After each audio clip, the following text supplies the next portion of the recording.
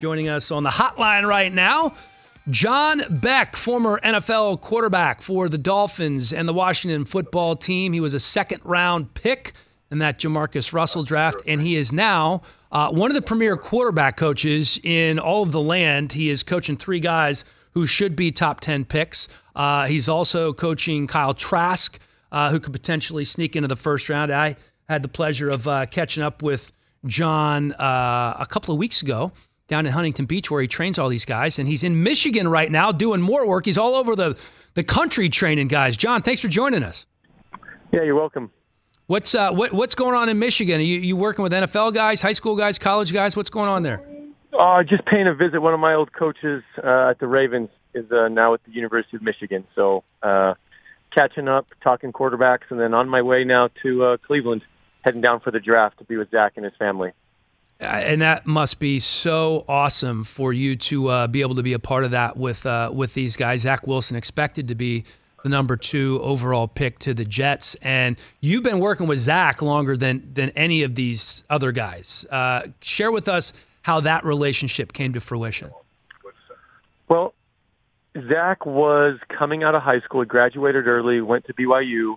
I actually met him through his uncle, who was bringing his son out to train with us. And it was just one of those circumstances where he's like, hey, my nephew's playing at BYU right now. He's just going to be in spring ball. I'd love to set him up with you. I think his family would really like this, and Zach would like it. And that was the beginnings of it. So this moment right now, to be able to come to the NFL draft and see somebody that I've known for 3 years, I got to see the starting point for him in college football. We worked together before he'd even thrown his first completed pass in a collegiate game. So it's been really cool to see from a starting point like that to now this unbelievable point that's going to start his NFL career. Really cool. And his story has been talked about leading up to the draft, was in a 3-way quarterback competition during COVID last year, would drive down from Utah to Southern California to work with you. Obviously been with you for a while, as you mentioned, was delivering DoorDash in Utah and California after workouts just to make some extra coin. And no idea he would even be entering the draft. He was just trying to win a starting job again and have a good season. And you and I talked about this on my podcast. At what point during the season did you realize this kid could not only be entering the draft this year, he could be a first-round draft pick? I want to say it was after those first, 3 to 4 games. I think the national buzz just really picked up because west of Texas, nobody was playing football. So here you have BYU with an ESPN contract. All of their games were on prime TV on Saturdays.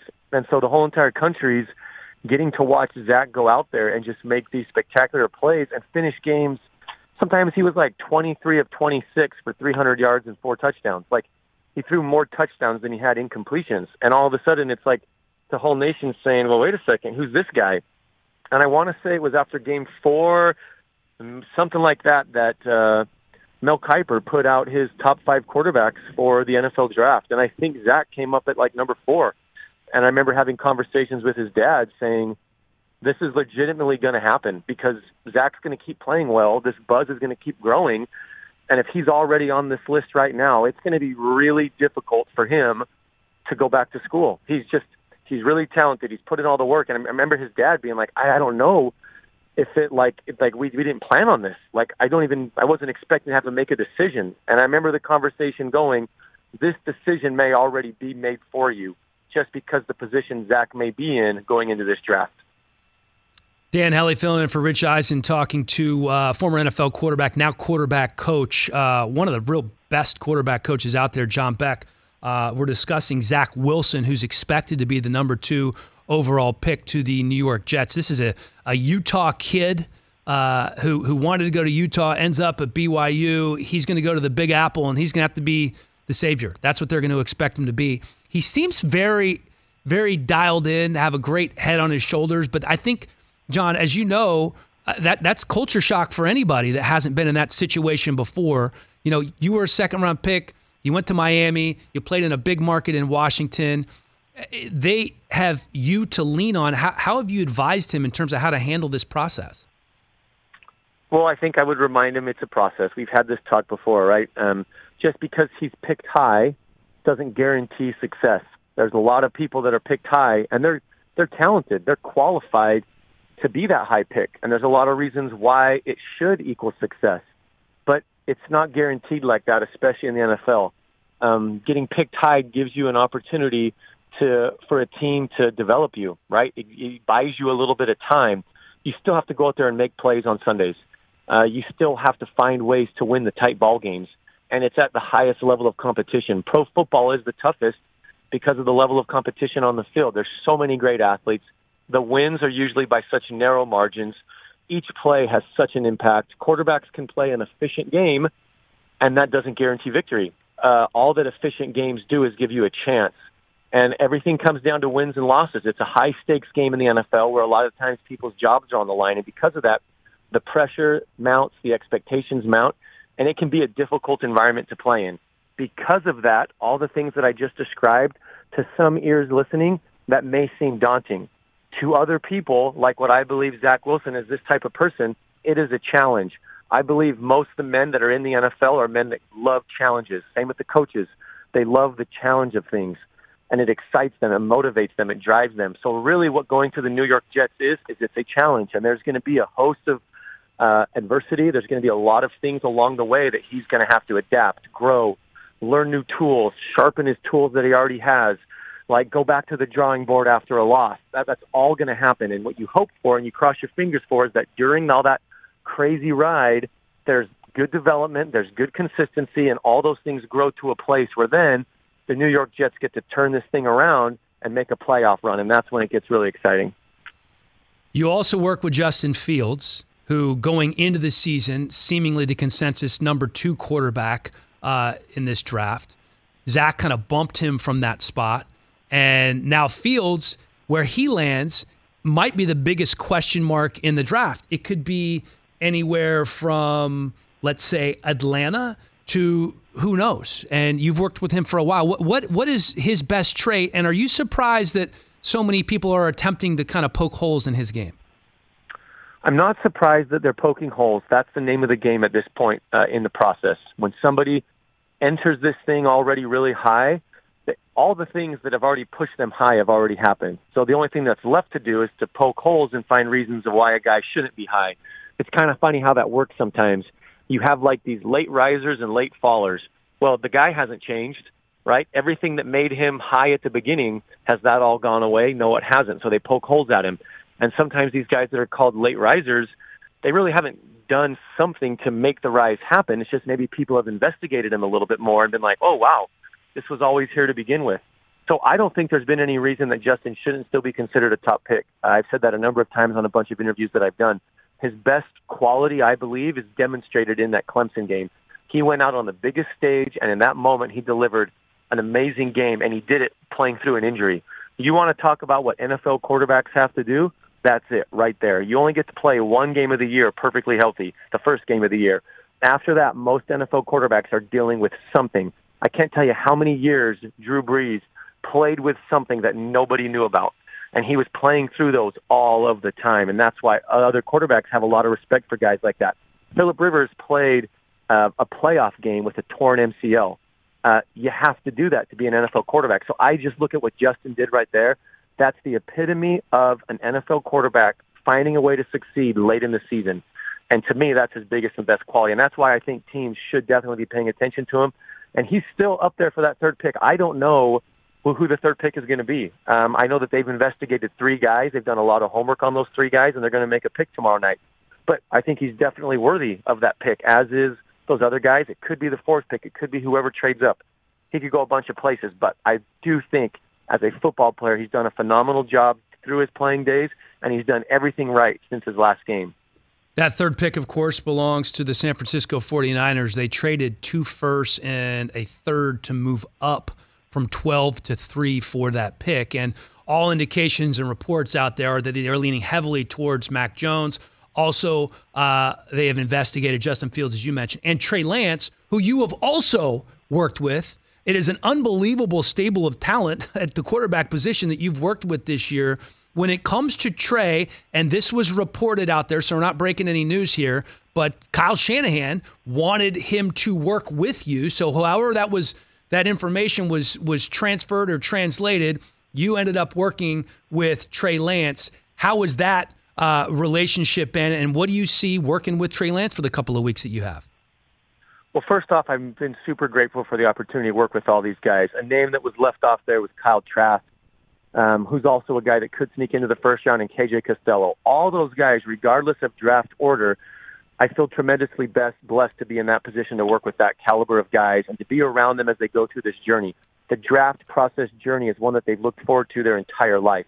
So I just feel it's a humbling experience to get to have those guys, and I love the challenge that it is for me to try to help guys that are already on that level become better. It's why I love my job and the work we do for pros. Trey Lance is an exceptional talent. He's going to bring a lot of things to the table. I know that everybody's already talked about it before, right? The limited games, playing in North Dakota State, all of those things. I'll tell you what he does bring to the table. He brings to the table this energy and eagerness to improve. He brings this great skill set. He's a big dude. I had no idea how big he was. He walks out on the field, and I'm going, good crap. I didn't realize watching tape of him how big he was, and he's athletic for how big he is. He's a smart guy. You get on the field and you talk through things with him. It shows the way that he played within his system, the way that he navigated and controlled the things at the line of scrimmage in terms of protections, changing plays. He understands really well why the coach called the plays. That's another trait that I've described in Justin Fields that I think is a standout trait of his. He knows why Ryan Day was calling plays, and he recognized when an opportunity for that shot was there, and he was able to deliver on it. Trey has that ability. I think there's a reason why guys are intrigued by somebody coming from a place like North Dakota State, because what he brings. And I know that there's intrigue, right? The 49ers have absolutely done a lot of homework on Trey. He could very well be the pick. I think if he is the pick, I know people may say, well, what has he done? Okay, it's not just about what he's done in college. Like, he showed enough. He put together an undefeated season. Yes, he could have thrown the ball a little bit more, but when you're winning every single game, why do you have to go out there and throw the ball more? Some people may be critical and say, well, that game that he got to play this year didn't look like how it should. Okay, say that. Not every single game in a quarterback's career is going to look exactly how it should. The dude, I know firsthand, battled back from a lot of things to even just get that one game. He fought hard for his team. So to me, it demonstrated leadership. And all these guys, I can tell you, yeah, of course you're going to poke holes there. And that's valid. And all those quarterbacks know the second they put on a jersey that has the NFL logo on it, that's going to happen for the rest of their career. Whether it's a good or bad performance, if the outcome isn't a win, people are going to poke at them. That just comes with the territory. But I love so many of the things that Trey, Kyle, Zach, Justin, all these guys bring to the table. You have so many relationships around the NFL. When you were in Washington, you played on Mike Shanahan's team. Kyle was the offensive coordinator. You had Matt LaFleur, who was there. You also had Sean McVay, who was there. Your phone has been ringing off the hook from coaches and general managers around the National Football League. These quarterbacks and their agents hire you to train them, to get them prepared for the next level. How do you balance out when these coaches and GMs are calling you for an honest assessment on the quarterbacks that you're working with when you're hired by these quarterbacks to work with them? How do you balance that out? So I have a long-standing relationship with those coaches, and they're going to trust the feedback that I give them. And I have to give the real feedback so that it's always credible. I can't sugarcoat things to the coaches. And here's the main reason why. If that coach drafts that person, I want them to know exactly who they're getting, right? Positives, things they got to work on, things that maybe that need to be enhanced. I'm going to give them the reality of who that person is that they're drafting, because I believe reality gives you the best chance for growth. I believe that this is just a thing across all human growth and development. When you're looking at yourself from a perspective that is not real, you limit your ability to grow, right? Why is feedback so important? Because within the feedback you get, it's usually an outside source giving you real feedback that you may not see yourself. A lot of the times in life, we hear these things called blind spots. I need somebody to make me aware of my blind spots, right? So maybe this agent who is super high on this draft pick, they pick him, right? And they would love to only have all of the great things be shared about him. But the reality is I'm helping both the player and the agent by giving the coach the reality of who that player is. Because if that coach drafts them, I don't look at it that if I share something real, that, oh my gosh, what if that guy doesn't take him? What if that guy does take him and doesn't know those things? He thinks he's getting something else. And I don't want that coach to think that, and I don't want the player to have that expectations on his shoulder that he's supposed to be something more than what he really is, because that's then trying to be too perfect. He has to know exactly who he's getting. So I share that with the coaches, and I think that that's why they respect my feedback, because I'm not going to just give them some fairy tale of, well, here's all the great things about the guy, and you should just go draft him. No, I'm going to tell you all the things that if you do pick him, here's exactly where he needs to grow. But if you do pick him, I'll also tell you why the reasons I believe he can succeed. I think that's so on point. Dan Hellie filling in for Rich Eisen, talking to former NFL quarterback John Beck, who is the quarterback coach for 5 quarterbacks in this year's NFL draft, including Zach Wilson, including Justin Fields and Trey Lance. Kyle Trask also on that list. KJ Costello out of Mississippi State on that list as well. 32 teams in the NFL, 32 teams involved in the draft. How many of those teams out of 32, John, have reached out to you to ask you questions about the quarterbacks you're working with? Oh, my gosh. I haven't kept track. The tough part for me is on all those pro days, every single pro day that I go to, the majority of teams are in attendance. And really, it's the teams that are potentially going quarterback, right? So they have, their offensive coordinator, their quarterback coach, their GM. I'll see those guys at the pro day. Then they'll reach out to me afterwards. Or there's some teams that, hey, a certain coach couldn't be at the pro day because of the numbers, but he still wants to talk to me. So I don't have, a list. And it's not necessarily about the 32 teams and the number of those guys. It's more about the teams that are potentially looking at quarterbacks. All of those teams that are potentially looking at quarterbacks have reached out. Oh, there's only one team that I really don't have a lot of strong ties to, and that's the New England Patriots. I only hear about stuff. I don't talk to anybody specifically within their building. And, a lot of it has to just come down to ties. Maybe there's people that are already in their guys' corner, those quarterbacks' corner, connected to the agents that have ties there. That's the only team within those quarterback teams that are looking at guys that I haven't spoken to this year. John Beck, quarterback coach for 3 potential top 10 picks. Kyle Trask, who could sneak into the first round. He also worked with Justin Herbert, still does. Matthew Stafford, Jared Goff, Matt Ryan. The laundry list of quarterbacks that you work with is unrivaled, and he has become one of the very best quarterback coaches in the game right now. John, good luck in Michigan the rest of the way. Dan, can I add something there real quick? Is that okay? Absolutely. Hey, anytime somebody mentions the quarterbacks that we train, I feel like it can't go without saying the guys that I work with. At 3D QB, it's more than just me. On a day-to-day basis for the last 5 years, it's been myself, Adam Dato, and Taylor Kelly. We are the team of 3D QB. So, I can't do an interview where we say all these guys that we work with, because my partners, they also run point on so many of those guys. Absolutely. Adam Dato is the point man for so many of those guys, the Matt Staffords, the Matt Ryans, the Carson Wentz, all those guys.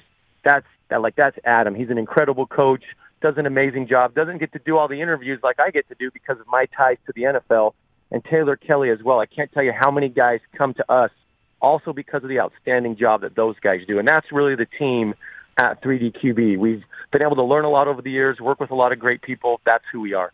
Well, it's an amazing team. I know you've been working with Adam for a long time, and Taylor, of course, a former quarterback at Arizona State. The team at 3D QB is certainly doing something right, and hopefully all your guys end up fat and happy, so to speak, after draft night and where they want to go, because you have a lot of guys who are going to be in primetime positions. John, thank you so much for the time. Really appreciate it. If you want to listen to more with John Beck, an incredibly insightful interview on my podcast, the Hellie Pod is up right now. John, thanks, man. Yeah, you're welcome, buddy. We'll see you. All right. Talk soon. Hey, you watched all the way to the end. Thanks for that. Watch more right here.